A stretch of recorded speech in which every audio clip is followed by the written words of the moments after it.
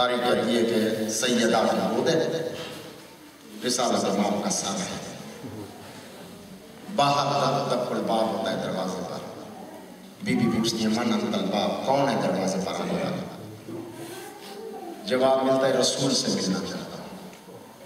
बीबी फरमाती है कि मेरे पापा आराम कर रहे हैं, थोड़ी देर के बाद फिर कुछ देर गुजरी, फिर दफ्तर बाब हुआ।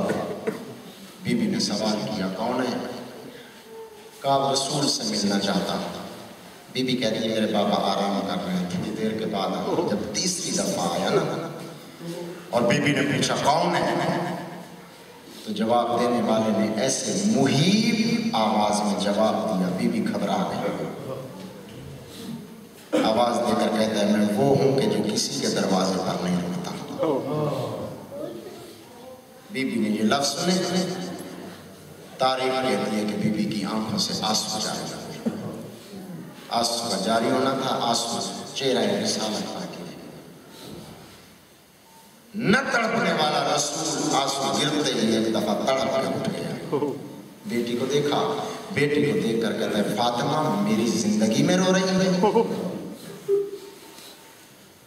बाबा एक शख्स आया है दरवाजे पर, अजीब लहजे में उसने मुझे जवाब दिया है, मैं घबरा गई। बेटी ये वो है जो किसी के दरवाजे पर नहीं होता, वो किसी से इजाजत नहीं मांगता। ये तेरे दरवाजे की अजमत है कि जिब्राइल रुक गया है, इज़राइल रुक गया है, बाकी फरिश्ते आकर रुक जाते हैं इस दरवाजे को, दहलीज को अबूर नहीं करते। ये मलकुल मौत है, इसको आने दे बेटा। मैं कहूँगा या रसूल अल्लाह कितने दिन गुजरे थे। आज कहते हैं ना कि अव्वल कल आपने चांद रात बनाई है, अब चांद देखा होगा जिसने भी देखा होगा। मैं कहा करता हूँ काश ये मुहर्रम का चांद कहूँगा बारगाह जमीन में खालिक, अगर ये मुहर्रम का चांद न निकलता तो तेरी खुदाई में फर्क तो ना आता, कम अज कम इतना तो होता मदीना न उजड़ता, ज़हरा की कमाई बर्बाद न होती। बड़े दुख से तुमने ये मुहर्रम का चांद यानी चांद रात वो चांद देखा होगा, मनाई होगी। पता नहीं यूरोप का माहौल है, लेकिन मैं अपने माहौल को जानता हूँ कि जब हम छोटे छोटे होते थे ना तो मुहर्रम का चांद नजर आता था। छोटे छोटे बच्चे माओ को रोता देख कर पूछते थे अम्मा क्यों रो रही है? अम्मा चांद देखने वाले तो खुश होते हैं। रो कर माएँ जवाब देती थी बेटा जिस चांद को देख कर खुश होती थी वो और माएँ थी, हम इस चांद को देख कर अपनी बर्बादी का समा देख रहे हैं। और आज भी बात है हमारे आज भी देहातों में, आप सराय के इलाकों में जाए ना वहाँ पे आज भी रस्म दुनिया है कि मुहर्रम का चांद नजर आता है और तो चूड़ियाँ तोड़ देती हैं, अच्छा लिबास पहनना छोड़ देती हैं, स्याह लिबास पहन लेती हैं। आज भी बच्चे छोटे छोटे नंगे पांव सड़कों पर फिर के या हुसैन करते हैं, गुरबत हुसैन का मातम करते हैं। मैं कहूँगा शहजादी कौनैन आज पहली मुहर्रम में मजलिस की इब्तिदा, मुहर्रम की इब्तिदा सैयदा की शहादत से इसलिए करता हूँ कि ये बानी सब पे मातम हुसैन और माँ है ना, और बड़ी मुश्किलों से पाला है इस बीबी ने हुसैन को। तारीख कहती है कि कंघी करते करते अगर एक बाल टूट जाता ना सारा दिन रसूल की बेटी रोती, और पैगंबर आते रसूल की बेटी रो रही होती, बेटी को रोता हुआ देखकर रसूल पूछते ज़हरा क्यों रो रही है? बाबा कंघी कर रही थी, हुसैन के बालों का एक बाल